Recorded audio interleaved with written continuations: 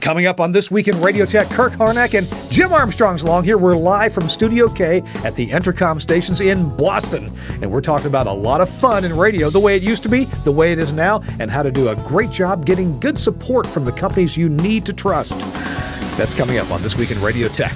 This Week in Radio Tech is brought to you by Broadcast Supply Worldwide, where it's Christmas for the caster. Save up to 61% whether you're a broadcaster, podcaster, voice caster, or everything caster at BSW.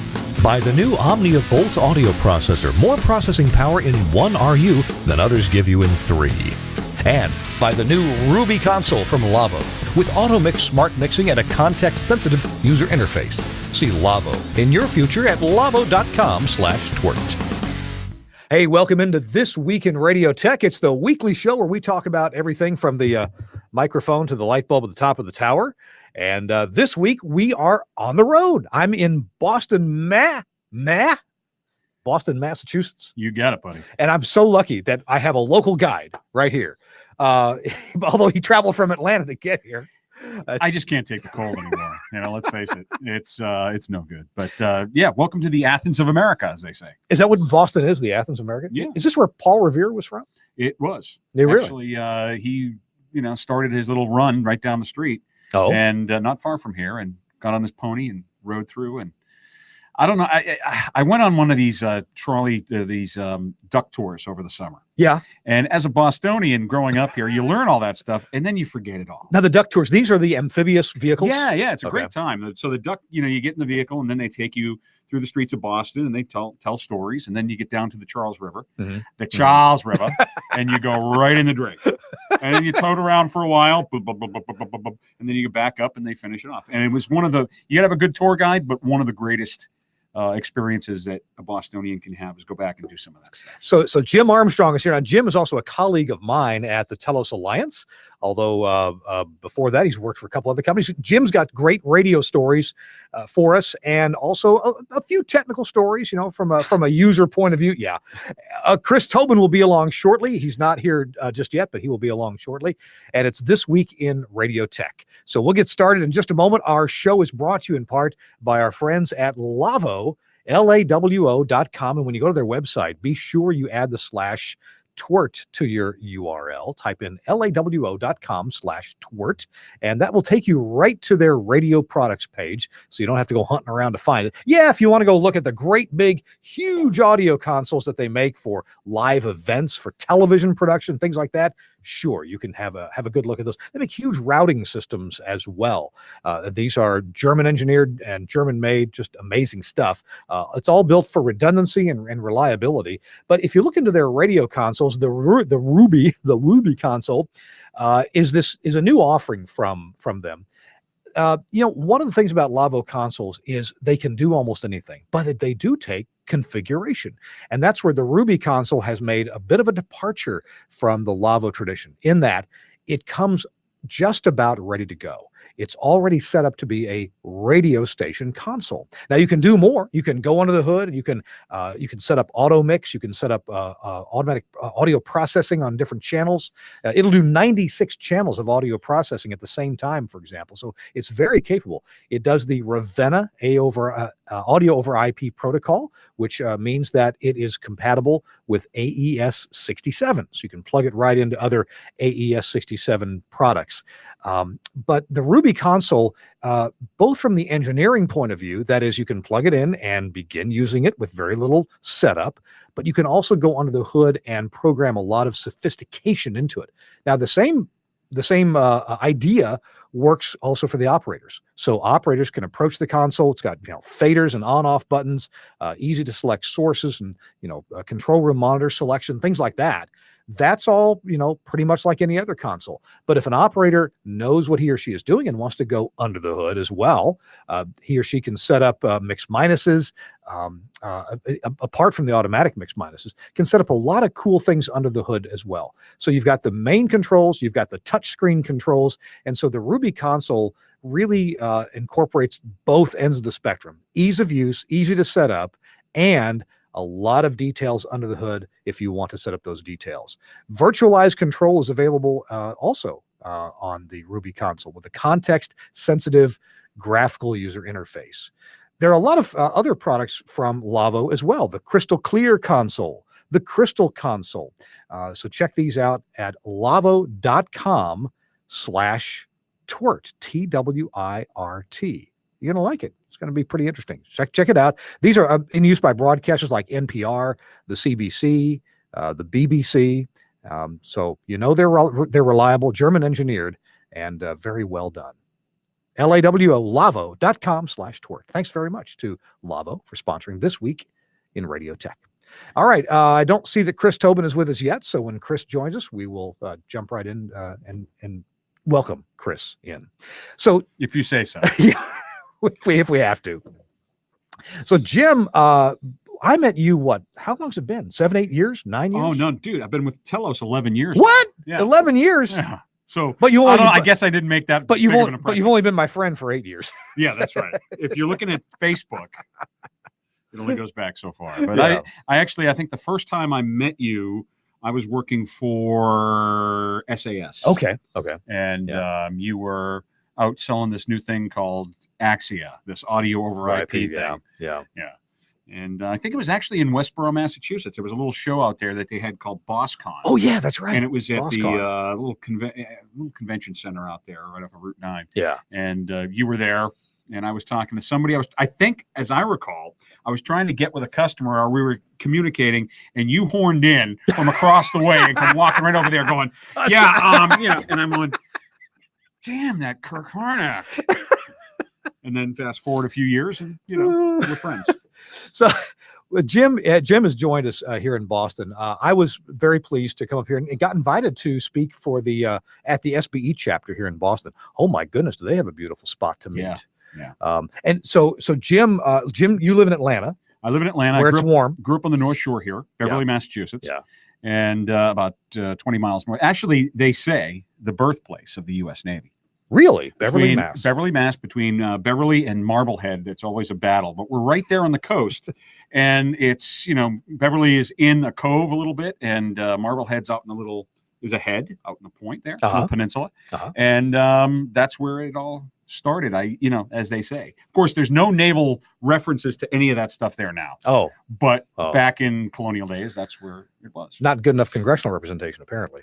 No. So Jim's got some radio stories and I want to hear about these early days of how you got there. Oh, by the way, I should mention, we're in Studio K. Studio K? They got that many studios here?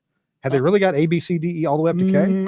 I think it skips a couple of letters, but by and large, that's what they got. So we're in Studio K at the Entercom facility, Entercom Radio. Yeah, this is, and I started working at WEEI way back when. And that's here in the building, isn't it? Yes, it is. Okay. 850 WEEI sports sports radio. When I started there, it was that was a long time ago. 89. It was a Morse code station when you started, right? You know what EEI stands for, right? No, what? Edison Electrical and Incandescent.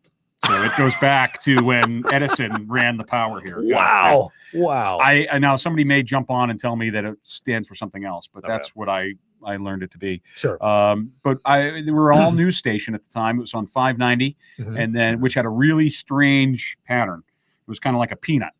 So you could hear it north of Boston, you could hear it south of Boston, Metro West up by 128. Yeah, not so good.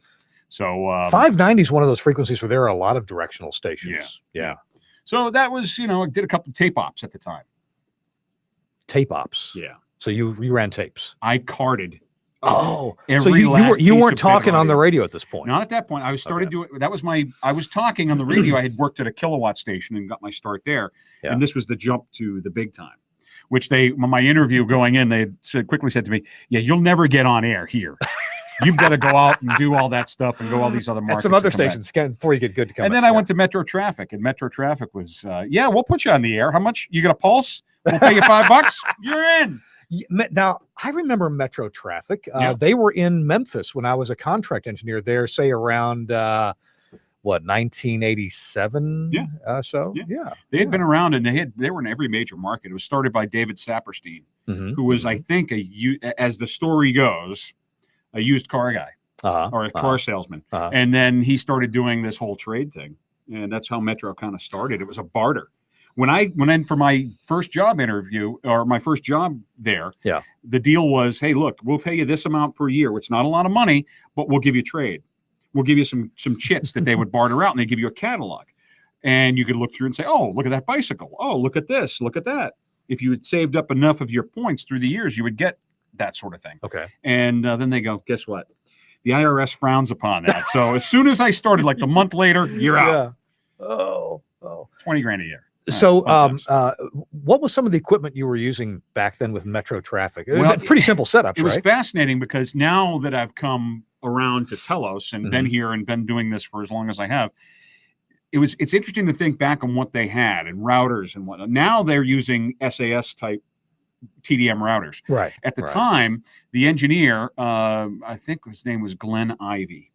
I think it's getting a little foggy, but they had a bud panel, so a 2RU panel with a bunch of lamps and a bunch of toggle switches. Okay. And then you had one big toggle switch for your mic. So you turn your mic on, and you would select what switches were feeding what DAs that would then go to what ISDN lines or whatever 6K lines, 8K lines, whatever. Yeah, these were dedicated telco lines. Yeah, dedicated telco from lines. your office to each station. Yeah, and then we had like 5 different positions where you would sit. Every traffic reporter would sit at one, and then. So with Metro Traffic, were you on the ground or in a helicopter? I was on the ground most of the time. I started off as a weekend summer guy, and then, okay, well, we're going to put you here. And then I would do, I was working at EEI at the time. They were in the same building. Yeah. And I'd get off at 11:30, and I'd go upstairs to the Skywalk, and I would sit there and I'd do traffic reports middays on WHDH. So that was, but that was all, and HDH was funny because they wanted you to do it over the phone. Really? You had to pick up the phone and do it and do your traffic report over the phone because they wanted that feel of like you're on a two-way flying over the city doing your traffic report. Yeah. Did you ever, when you were doing that, did you ever have to beat your chest like, no? Well, I did make it up into the copter a few times. You did. I think the first time they came to me and said, "Hey, we're going to put you up there. It's Friday afternoon. We're going to send you up. It's time for you to go up in the copter." Right in the thick of it. I'm like, cool. I'm not stuck in the studio here. And I lived 5 minutes from the airport that I flew out of. Yeah. I get there. We go up and I realize it's Friday afternoon, Memorial Day weekend. Yeah. So it's the start of the holiday weekend. Right. Traffic is nuts. Boston area at that time. And I'm up in a bird trying to get used to my headset. And you've got 4 things feeding you in your headset. Really? Yeah, I've got the intercom between the 4 guys in the ship. Wait, 4 in the helicopter? 4 in my headset. Yeah, there were 4 guys in the helicopter. The pilot. Yeah. Grant Mollison was in the front seat. Okay. He was a state trooper, and then 2 of us in the back seat. Why? What were the? Everybody had stations. Oh, you're okay. So one helicopter is carrying people for several different stations. That's right. So each reporter would. Let me pull back the curtain. Okay. Okay. Tear down the 4th wall there, and this is what's going on. It's all theater of the mind. So how many stations would each person typically report for? It depended on how big you were. With Joe Green, he reported just basically the WBZ stuff, and Grant was. There were so BZ like had an exclusive on. Yeah, there were certain stations if they were big enough, they had exclusives with those guys, and then the rest of us were. There was a time when I had to change my name. Because they wanted you to do several reports for different stations. They all compete. So I was Jim Armstrong, Jay Anderson, Jay Fran. I was trying to come up with names at the time, and I'm lousy. It's like coming up with a login ID, a user ID. Yeah. What's your user ID? I don't know. Can't come up with that. So. Yeah, but so Metro was really great. And, well, now what was your communication between the helicopter and the ground? Was it a 2-way? Okay, was it like on a Marty frequency? Do you know? Was it it wasn't an aviation frequency? No, it wasn't aviation frequency. It was a standard. I don't know what it was. It was. Now I know in Memphis we used Marty frequencies, but there may be some business. As I recall, the Marty stuff here in Boston is kind of tight. Yeah, there certainly was then. Yeah, there's not a lot. I mean, we were using all the stations around were using Marty's for remotes and whatnot. That was pre-ISDN days. Did you recall if different stations you reported for, you had different frequencies, or would you stay on the same frequency? Well, here's the thing. You would stay on the same frequency, but you had your tuner, Oh, to listen to the station, so listen you to get your station, cue. Get your cue. Yeah. Right? Oh, yeah. So it was FM, you're great. AM, oh, not so AM much. in the helicopter. Oh, not so much, yeah, you know. Yeah. And you would wait for them to say, okay, we're ready, you know, and somebody would give you a cue at some point, you know, from the studio.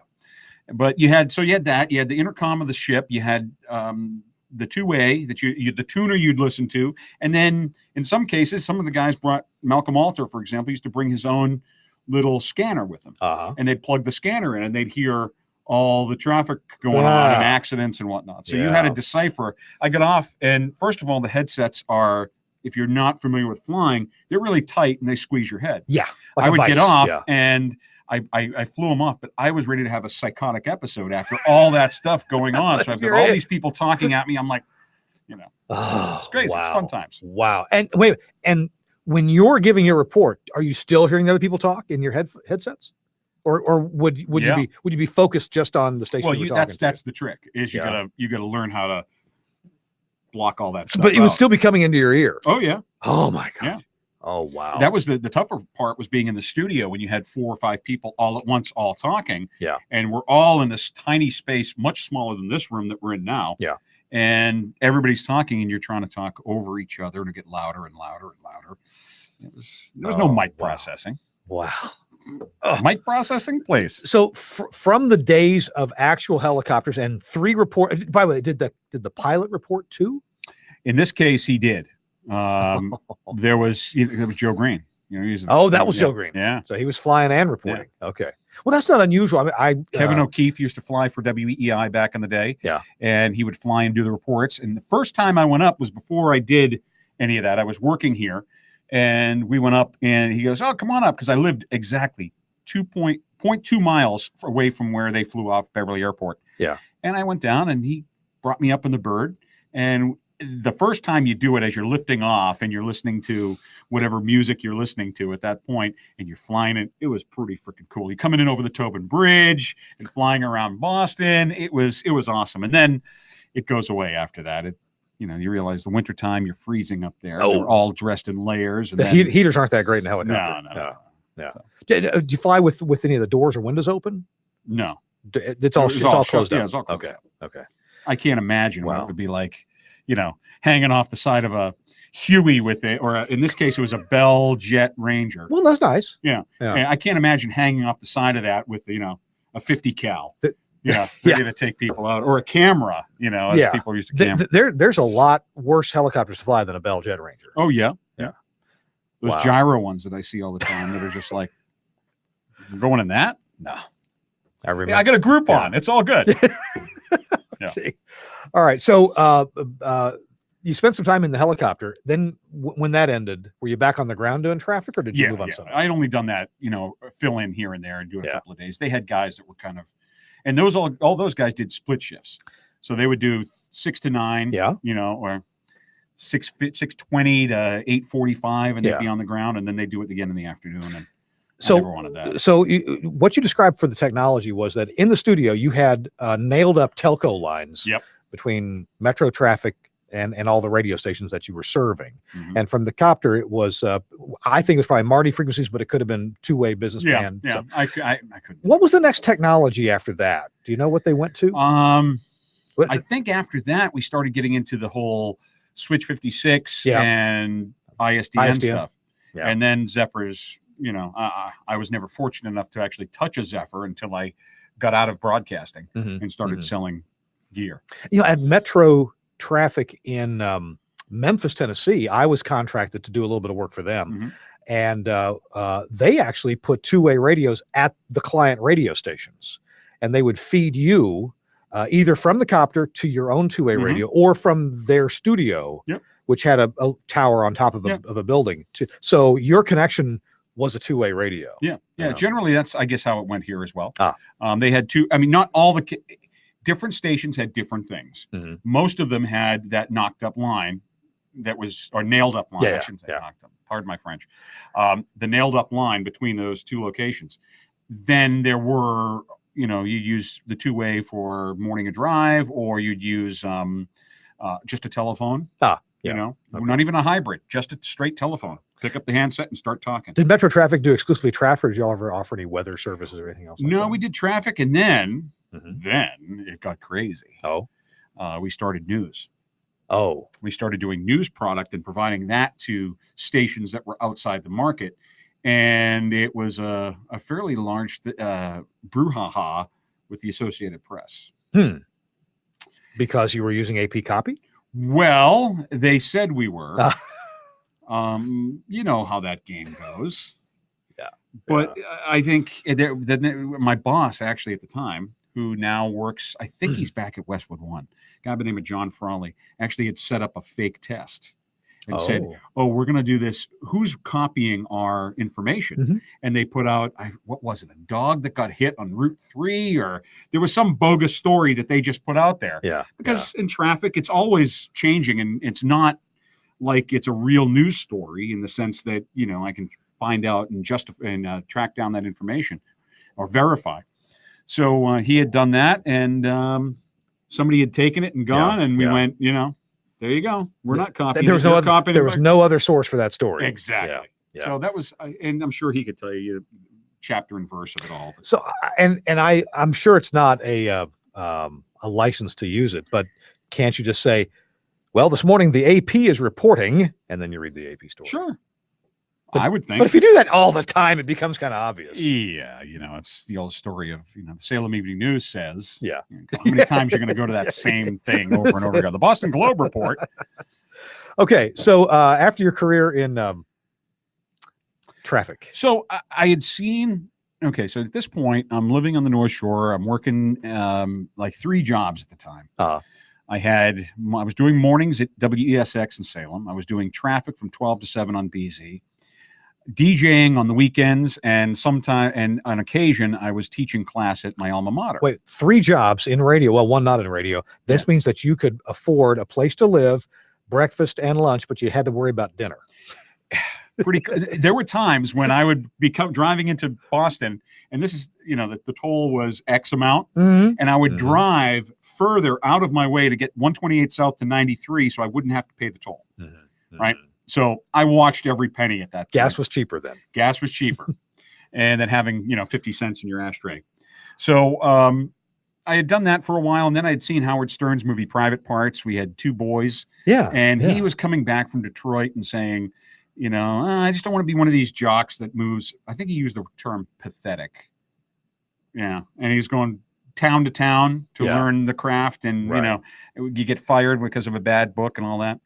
And I just went, it rung true with me. And I just said, you know, I think it's time to start looking elsewhere, or moving out of being, unless I wanted to go to Springfield, Mass, and Utica, New York, and Tonawanda, New York, and then come back down. I wasn't willing to do that. So I got the gig doing, selling transmitter remote controls for Peter Burke at Burke Technology. Really? That was my first jump into sales. Yeah. Now, what time frame would this have been? This was about 96, 97. Okay. Like so what remote control was popular then? The ARC 16. Okay. Yeah. Okay. It was the ARC 16. It was right when I can tell you exactly when it was. It was the November before the EAS mandate had come down for people to put EAS units in the stations. And at that point, I had started there, and we had one, and he said, here you go, just stack of paper, make these phone calls and start selling these EAS units. And everybody had the Sage NDEC at that point, or the TFT 911, whatever they were. And we sold some. We sold a bunch. But it was one of those tough. The ship had already set sail on the EAS stuff. So it just kind of transferred into the ARC 16. And Bill Gould, who's now with Mosley, I'd worked with here at EEI. He had hired me, and just kind of went from there. Hey, if you're just tuning in, you're listening or watching This Week in Radio Tech. It's our weekly review of tech items. So we talk to various people in the broadcast industry, sometimes engineers, sometimes Jim Armstrong. Sometimes not engineers. Hey, I hope Chris Tobin is trying to join us. I haven't seen him check back in yet. So Chris, if you're there, please butt in. Please butt in. So in a little bit later in our conversation, Jim, since you are on the sales side of things, I want to talk a bit about that and how engineers can get the most help from people like you and me who are in a sales capacity. Mhm. But what we're, if we don't help a station accomplish what they want to do, if we don't help make the engineer look good, then we're probably not doing our job very well. Absolutely. So I want to help engineers make sure that they don't consider a salesperson in an adversarial way, that they consider them to be, look, I'm here to help you. See, I never approached it, and I get that all the time. And, Mhm. and people are, oh, he's a sales slime. Well, I take offense to it because I don't consider myself slimy. I am in sales, but I'm not slimy. I'm trying to help out, and I'm not a hard sell guy. I think that all depends on who you are personally. Yeah. Some guys are really, don't get between them and a dollar. It's just you're not going to win. So customers, I feel don't enjoy that sort of high stress sales. They want to hear what's. They don't want to be bothered. Mhm. A lot of our engineers, they're too busy, putting out fires every day. Then they have to polish the engine or take time to meet with me. And sometimes our stuff, I can spend a whole day with, I can spend a whole day with a customer when you come in and do a demo and set up a fusion and do all that and all the things that it does. Yeah. It takes a good long while, and we don't want to. They're busy people. Mm-hmm. It's too much to go on. So we try to lean on your sales guys and your sales reps to give you the information you need. If it's a drawing, if it's a just a simple price list, and walk you through it and show you what all the different parts and components are. Tell you what, we'll touch on this subject more after our next break, but I want to talk about one thing to be thinking about is a lot of companies like Telos have factory reps like you, like John Bissett, Yep. like Marianne Seidler, Paul Kriegler, and then they have dealers. And I'd kind of like to help understand, what's the right time to talk to a person like you, and what's the right time to talk to your favorite dealer. So we'll touch on that in just a bit. Let's move back to the technology, though. As you have moved through your career and you've seen technology move, you worked at SAS after Burke. Is that after Burke? I went to Gentner. Oh, yeah. So Gentner hired me away for a couple of years. Yeah. And then they realized, I think, that they were getting out of the business. Yeah. They were selling off all the broadcast stuff. So they wanted me to Yeah. move to Salt Lake. And I said, it's not for me. I like to ski, but I don't like it that much. And then I went back to Burke for a short while, and then Klotz. Oh, that's Digital right. hired me. Yeah. And that's how I got to Atlanta. Now, and say what you want to nowadays about Klotz, but my goodness, back then they had this amazing system. Oh, yeah. I thought it was super complicated, but my goodness, it was a groundbreaker in technology. Well, it was that distributed architecture, Uh-huh. So it was basically a TDM router and a blank canvas. And what do you want your console to do? And all of those things can just pop up and away you go. It just it allows for the ability to share your resources throughout the facility. The interesting thing was when I started there, the big projects we had were like XM and some NPR and some big projects, but these were like $11 million projects. Oh, yeah. Huge in just the console part of it. Yeah. And now look at how the economy and how audio over IP has dropped. Drop as the far as price. Yeah. You can do complete studio. Very rarely when we quote a 10 studio facility are we getting above, half of where they were at, Right. with all the options and bells and whistles. So, to get to the point of 9 million, that's a nice order right there, or 11 million. So this is pretty interesting that you were with Klotz. I forgot about that. And a year. I would think that being that working with Klotz and introducing engineers to that very new technology would be a bit like working with Axia, as you have, and introducing engineers to another new technology, that being audio over IP. Yeah. There's some very comparisons similar, there. Very similar. I think the biggest issue that Klotz had was not so much the technology as that they weren't an American company. Well, yeah. And I think the U.S. engineers were a little hesitant because they didn't quite understand it. It was a little new, and these guys were from Germany. Yeah. It's not like Telos where we're American, baby. It's USA rock and roll, and let's make it happen. And what do we say? We innovate, disrupt, and repeat. And repeat, yeah. And that's Telos' whole mantra. So it's I was in the sales position at Telos when Axia was introduced, and you came along not too long after that. Sure. But I know. But so what I'm saying is, you felt that Kirk Harnack, he just stole my time with Glenn Walden. But this concept of helping engineers, of introducing new technologies to engineers, busy engineers, as you have said, kind of just take us through that a bit. If you're talking to an engineer and you've got this new technology, how do you establish that quick rapport with someone to let them know that, hey, this is worth your time to understand. This is going to be big. It was tough because at first this was not easy stuff. I went from SAS where we made TDM routers, right, and the first Rubicons, and people really liked it. And I had a big pipeline, and I had some good future forecasts coming.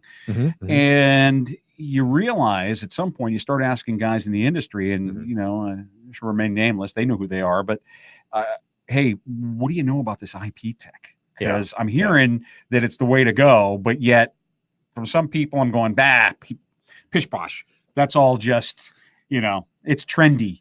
Sure. And trendy has quickly become. We went from being a science project to a leader in console sales in the industry. Yeah. So I this is the same reaction that I got when I was introducing audio over IP, and I didn't know for sure, but I did understand the tech well enough to know that this is solid tech. Yeah. There's ways to mess it up. Sure. There are new challenges, and there are things that become very easy as opposed to the old tech.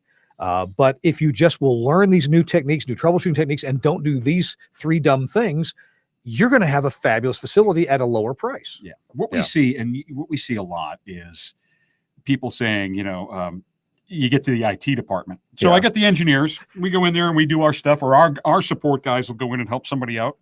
And the whole thing will be there. And then you get the IT department, and the IT department goes, oh, no, we can't do that. It's going to be this way. And they spend all day, and our support guy will sit there and say, no, you got to do this. You got to do that. And they're going, no, we know more because we're certified Cisco people. Okay.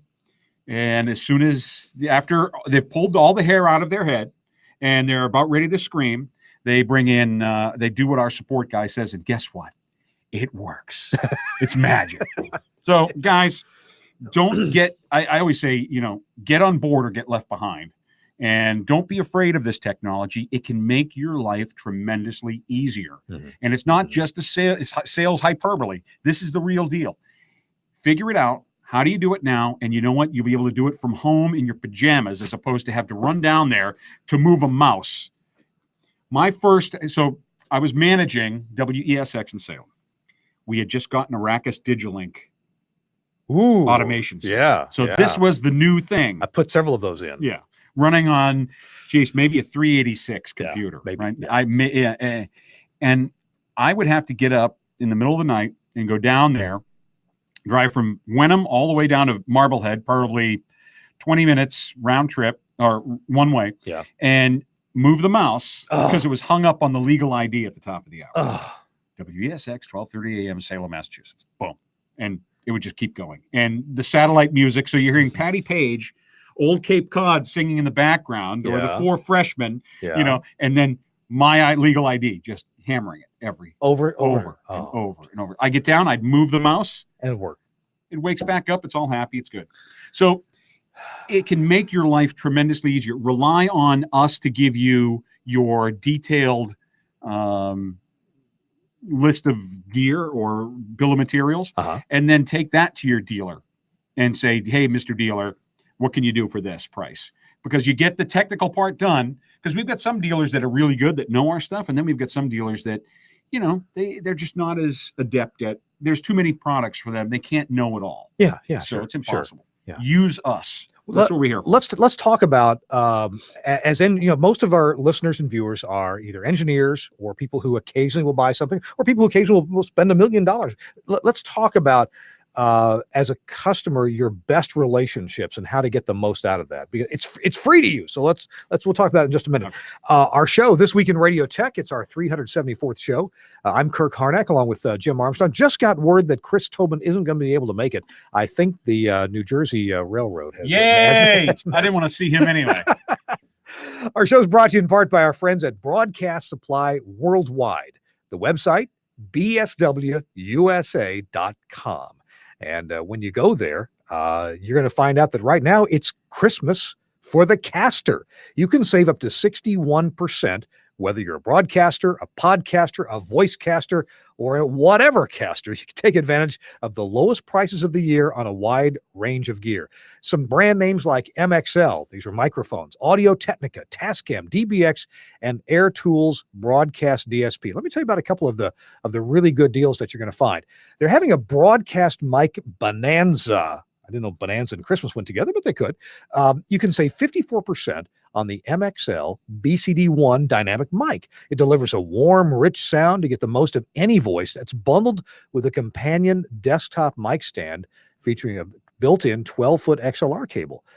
Get clicking because that combo is just $159 for a limited time. That's at BSW, that MXL BCD1 dynamic mic. Big price drop on Henry Engineering's Super Relay 2 control interface.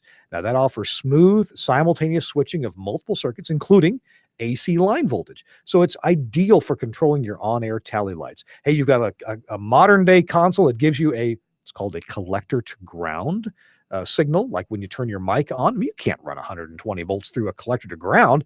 You use a Henry Super Relay to do that. And the Henry Super Relay can either flash the light or keep it on continuously when the mic is on. It's on sale for $259 for a limited time. Let me tell you also about the Audio-Technica BPHS-1 headsets. What you get is 3 of them for the price of 2. Now, these are the ones that we use on the road when we're on the road, not using somebody else's nice microphones. Yeah. This is the Audio-Technica BPHS-1 headsets with microphone. Really gets rid of background noise because of the focused microphone and the sealed headsets.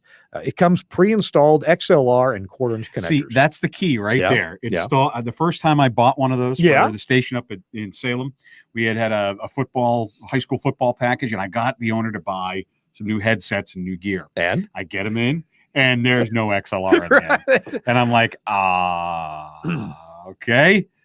No, lesson learned. Next time, order. So I had the engineer. Time to start soldering. Yeah.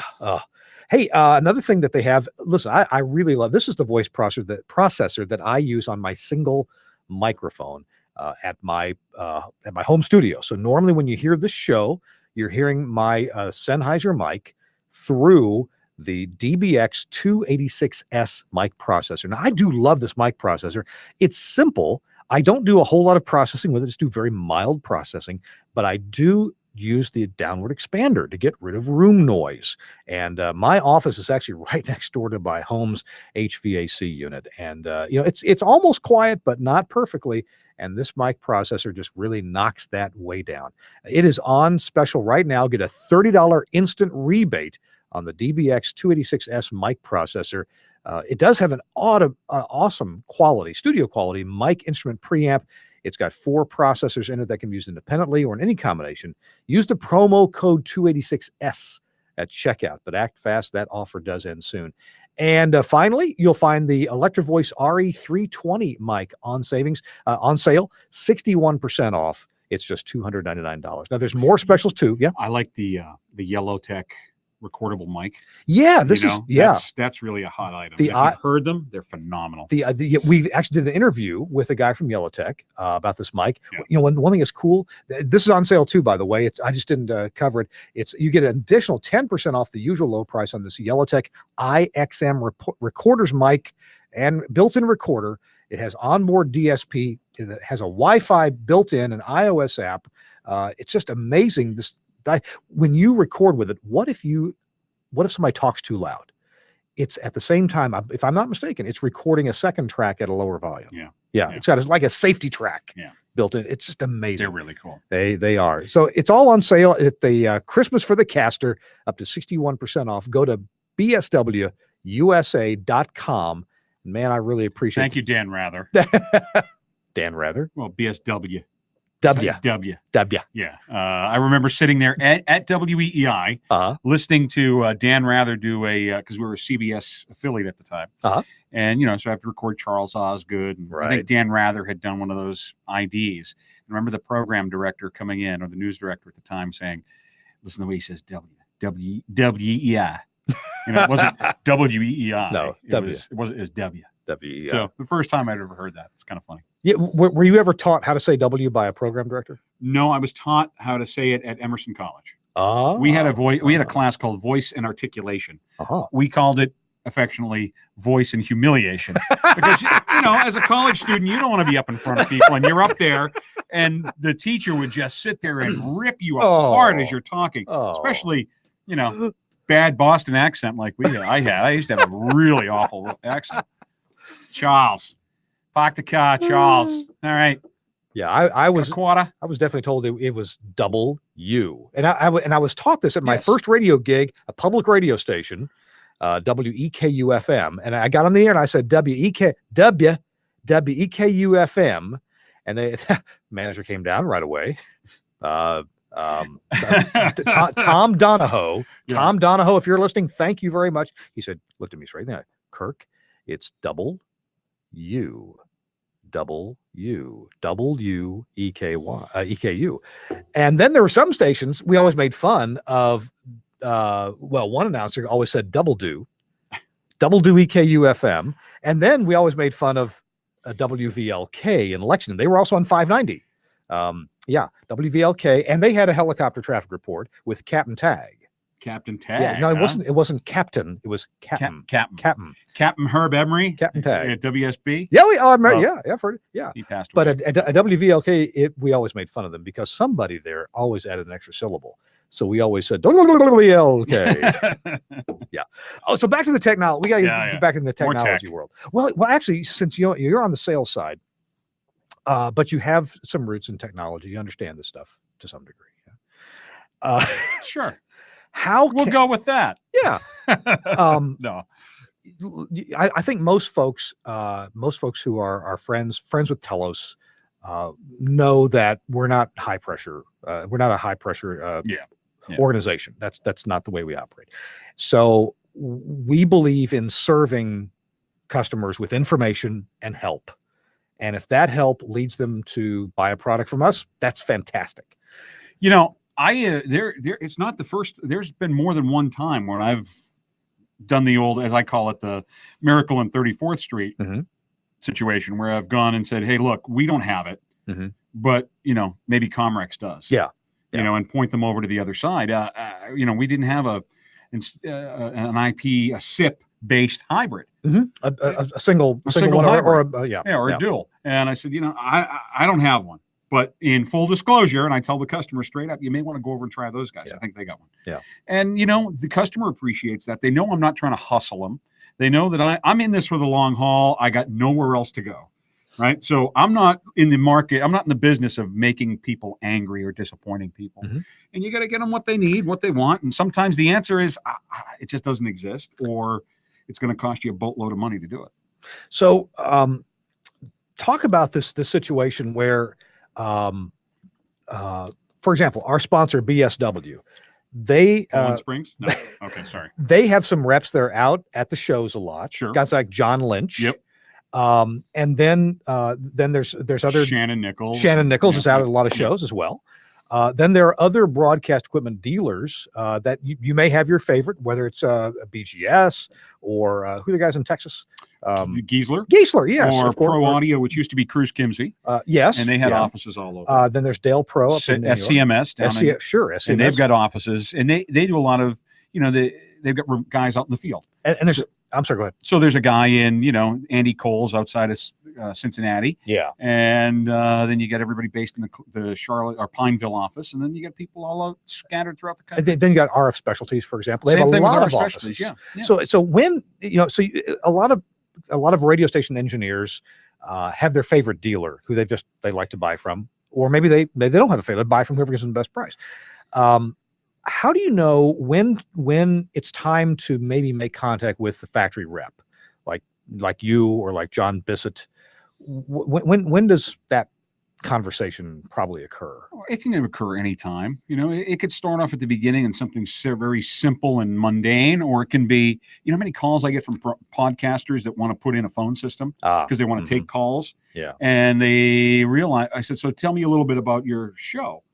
Well, it's going to be like Howard Stern and Rush Limbaugh. Okay. Interesting combination. And then the next one, have you ever been in radio before? No. And then you realize that, okay, I got to start at the beginning and tell them all about what a single line hybrid does and how it works, as opposed to, you know, a $50,000 VX phone system that they think they want. You know, sometimes you just gotta, it can be simple like that, or it can be the more detailed stuff. It's relationships is really what it comes down to. It's knowing people. People know us. We don't have to be, it helps if you're more technical and you're more an engineer, but yet they know they can call me and I'll get the right person on the phone to tell them what they need to hear. Actually, and this is a very good point. People like you, people like me, we don't know everything even about the Telos family of products. But you do know who at the Telos Alliance to get somebody in touch with. Absolutely. And people have told me that, look, I know you're not the engineer, but you know who that is. You know who the developers are. Yes. And I will put those guys together. I'm good at buying lunch. You know, I'm good at buying a dinner. You're better more than that. You know, and helping you out with some basic information, you know, and visiting around and just kind of maintaining that relationship, because people like to be seen. They like to be, you know, shown not everybody can go to Vegas anymore, you know, and I'm still shocked that as many people head out to NAB as they do. It's probably worthwhile to point out that a lot of the questions that I get, a lot of them I can answer myself, but a number of them I need to get that person talking with our support department. At the Telos Alliance, and there are other companies that have fabulous support people too, but I get to Telos Alliance, we have some really sharp cookies up there. Absolutely, and our guys are on it all the time. And what the Telos Alliance charges for this help, the price is right. Huh? Yeah, it's zip. So and whether it's planning a studio or just describe what you need to do. And somebody at the Telos Alliance is going to be able to help you figure that, talk you through that. Absolutely. There are more broadcasters or guys that worked in radio at Telos, not to be just to blow up our company. I know we got to kind of keep this generic, but you know, there are more broadcasters at Telos than any other place I've worked. Everywhere you turn, it's he was a chief. Oh, he was an on-air guy. Oh, he's this, he's that. There's all these guys and big Frank Fody, Steve Church. These were top of the line dudes. Not just, you know, some guy out in East Podunk that's never really, you know, done much. These were big ticket guys. We've also got people. If you're a television engineer, or maybe you're a radio engineer, and you occasionally dabble in doing some TV engineering, we've got the Telos Alliance has a TV solutions group, and just to show you how we're embedded with broadcasters at the summer games and the winter games. Can't say the other word. Can I sing the song? We have an embedded engineer that goes out with the big three-letter network that covers this with an amazing amount of gear to keep their audio levels all just sweet and perfect and keep that surround mix in line. And they've got a couple of Emmys. Yes, too, you know, it's not just like, let him come along. He's a good guy. Well, you know, he'll help. He'll do this. We'll pay him some. We got Emmy awards. Here's an Emmy. That's right. An Emmy. Wow. So it's a technical Emmy, but it's an Emmy.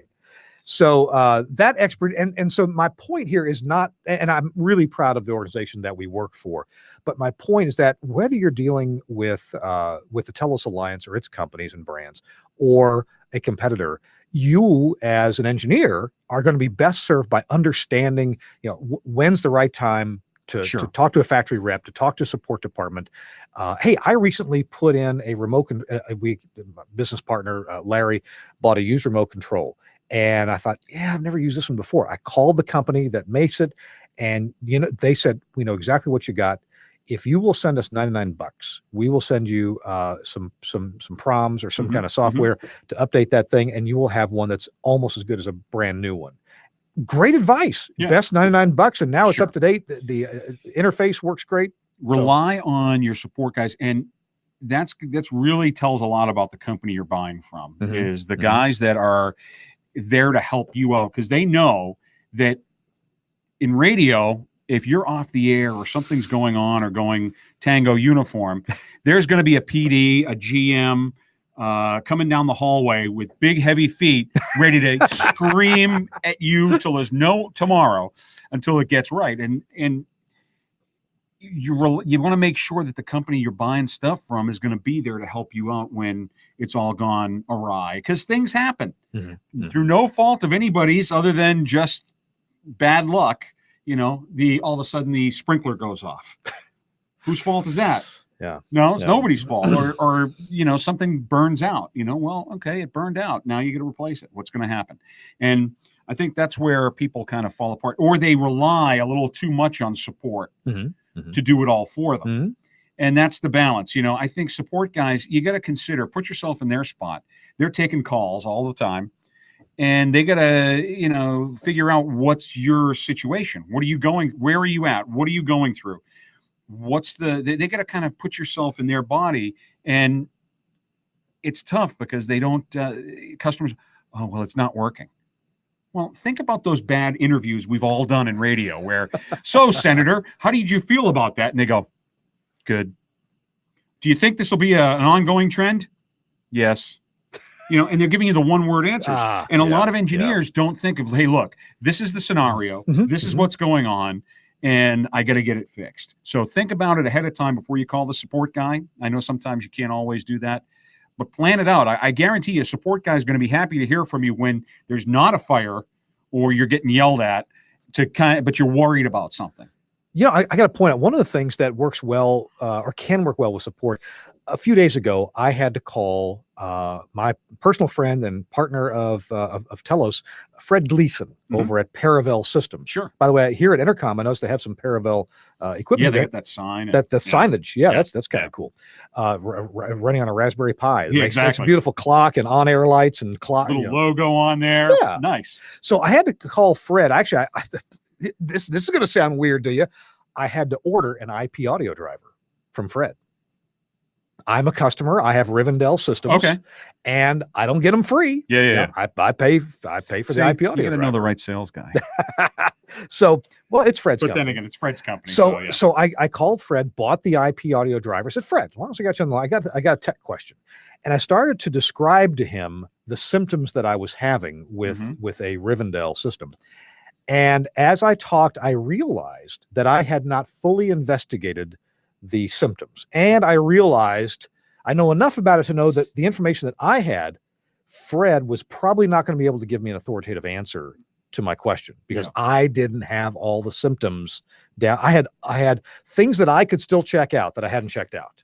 And so I described this, what I did know to Fred, and he was kind of like, I don't know. Those symptoms don't really make sense. And right then I knew, Fred, you're right. There's more I need to check out. Yeah. And that's an important part of dealing with support. If you just say, hey, it's not working right, what are you going to do about it? Help me make it work right.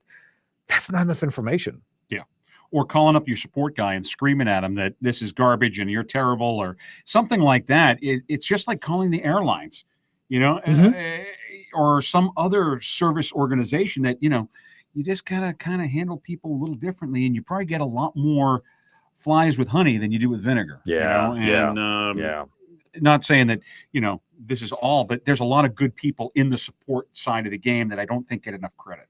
Not just at our place, but at, any of the other companies across that are in our industry. Yeah, whether it's Gates Air or anybody Nautel. When you're talking about microphones, you're not going to get as much support from these huge companies as you are a company that's only to radio. That's a Comrex, that's a Telos, that's a Harris or Gates or somebody that makes something unique to our side, a Nautel. As opposed to consumer electronics companies, a lot of you engineers, me too, because I still engineer for 10 radio stations, kind of, as much as I can. The companies I'm dealing with tend to also be broadcasters, right? Whether it's Paravel or Telos, sure, we've had Nautel, older Continental gear. Is that what you guys use for a lot of Nautel transmitters these days? The new ones that we've bought have all been Nautels. Sure, we bought some used Gates transmitter, Harris transmitters too. So when we needed a used one, hey, we're a small town broadcaster. If we can get a good deal, on something used, he's just raking in all the money. From all this. Yeah, that's it. But point is that remember, you may very well be talking to people who, if they weren't broadcasters, they're probably passionate about broadcasting in some way. And what you said, you get more flies with honey than you do with vinegar. be nice. These people probably do want to help you. Sure, they want you gone, but they want your problem solved. And now you're going to get some guys that are good, and then you're going to get some guys that are good but yet don't have a personality. Right? So that's the tough part, is balancing that out. Don't just do yourself a favor, zip it, go kick the cat, come back, and just take a deep breath, because and GMs and PDs got to realize that, hey, you've just done away with all the engineers in your facility. You've got 18 stations and you got one guy that's handling it all. Yeah. Simmer down. Yeah. And know your role. As I stole that one, know your role and shut your mouth. And I think that's what I'm best at, is knowing when and where to shut up. This is a great time to talk about audio processing, because somehow I made that into a segue. Okay. Yeah. So we're gonna shut up, and I got a little quick video here to tell you about the Omnia Volt, which is a freaking amazing audio processor. So Suncast, let's roll that message. More top radio stations choose Omnia than all other competing processors combined. Now meet the Omnia Volt, sharing lineage with Omnia processors like the Omnia 11, electrifying, competitive, market-leading audio in a compact one-rack unit package. With Omnia heritage built in, the Omnia Volt includes Dynamics Magic from Omnia chief algorithm designer Cornelius Gould, including 6 AGC sections from start to finish, deep bass, warmth, and stereo enhancers, 5-band time-aligned limiter, the world's best presets to get you started right, and spectrally pristine final processing designed by Frank Foti. Omnia Volt users love its Quick Tweak feature. Quick Tweak distills years of processing knowledge and proven approaches into simple controls that turn you into a processing pro. Nail your signature sound in minutes using advanced presets or your own settings right from the Volt's front panel or a PC. Omnia Volt brings charisma to your station's audio. FM translators and low-power FM stand out among the crowd. AM stations maximize clarity and coverage. Digital broadcasts sound clear and musical without fatiguing artifacts. Smart design, clearly visible outside and inside. Input and output connections in analog, AES3, Livewire, and multiplex for FM. Automatic input selection handles redundant STLs. Remote control works with today's browsers, tablets, and smartphones. Idealized patch point for external watermarking. And hardened construction to withstand lightning strikes, surges, high RF fields, and harsh conditions. The new Omnia Volt is stunning. Everyone will know you've got an Omnia on your station. Omnia Volt is versatile too. DSP Core firmware alters the personality of Volt to fit your changing needs. FM, AM, digital transmission, or studio processing. Volt can even be used as a standalone stereo generator. DSP cores aren't extra cost add-ons. Download the functionality you need for free. The Omnia Volt. Omnia audio processing for any station, and a smart upgrade for aspiring broadcasters. Proven audio processing that'll leave your competitors in the dust. Kirk Harnack and Jim. I will say that your advertisers get a lot of holler for the dollar. Is that a 45-minute ad right there? No, it's 2 minutes and change. Okay. Hey, it's time for us to go. Sure. You have a tip to pass along to us, though. Yeah. I just want to make sure that, if you're designing, we did a nice talk today over for the SBE regarding Telos VX. Oh, yeah. It's not an out-of-the-box type of product. It can do a lot of different things. Call us ahead of time. We'll send you a line drawing. We'll do the whole thing for you. So it's pre-engineered. So when you get it, you plug it in and it works the way you're expecting, as opposed to getting there and going, oh, you mean I need a SIP line or I need some phone circuit coming in? They have trouble with that. So call us and we'll go get you squared away. Good advice. Some products are a little complicated if you don't know about them. That's exactly right. And I want to pass my own tip along. A lot of us post on social media, and there are groups for just about anything. Hey, how do I freeze leftover turkey? Things like that. And it's easy to go to one of the broadcast forums and ask, hey, I'm having this problem with this product.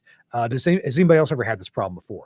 And I just want to point out that that's fine. But you know what? You may get a lot of answers, and you may get a lot of opinions, and you may get a lot of speculations. And at least the first thing to do is call the manufacturer.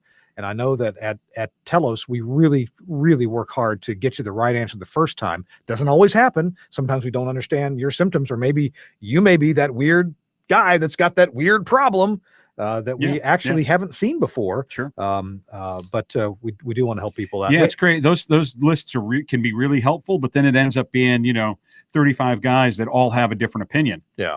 And it's like, oh, well, now what do I do? Yeah, And it kind of leaves you hanging there. So, and then you got those opinions that are really not helpful. Well, if you would throw that away and buy a blank, then you wouldn't have this problem.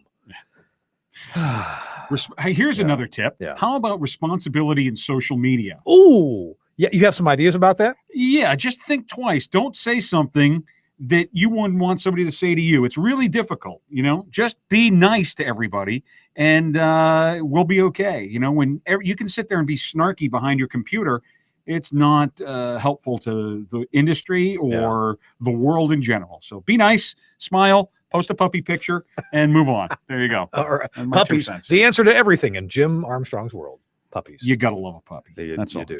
Hey, I want to thank Suncast, our producer, for producing our show. I'm so sorry that Chris Tobin couldn't get on the show. I think New Jersey Rail prevented him from getting into a good spot today. We thought he was going to be with us, and then sorry, but that's okay. He'll be back. We've got more shows, good shows on the way every Thursday. Not like this one. Not like this one. We got good shows coming up with real engineers. Yeah. I want to thank our sponsors so much. Please patronize our sponsors. Go check them out. Lavo.com/TWiRT. Also BSWUSA.com. Check out their Christmas sale. And also Telos Omnia Axia and the whole Telos Alliance, especially the Omnia Volt, an amazing processor for a price that's like, wow. And a shout out to the guys at here at Intercom WEI and Eric Fitch for setting this up. Steve Callahan, Steve Callahan was my freshman faculty advisor at Dean Junior College. So he's now an engineer here in the market, and we go way back to 1983. So. Thanks, guys. Eric and Steve, thank you so much. Awesome. Also, want to thank we had a great SBE meeting today at WGBH, a classic public broadcaster here in Boston, WGBH, and they provided us a great spot. So thanks a lot to them. All right, we're going to go. Yeah. We'll see you. We'll see you next week. All right. On This Week in Radio Tech. Take care. Bye-bye.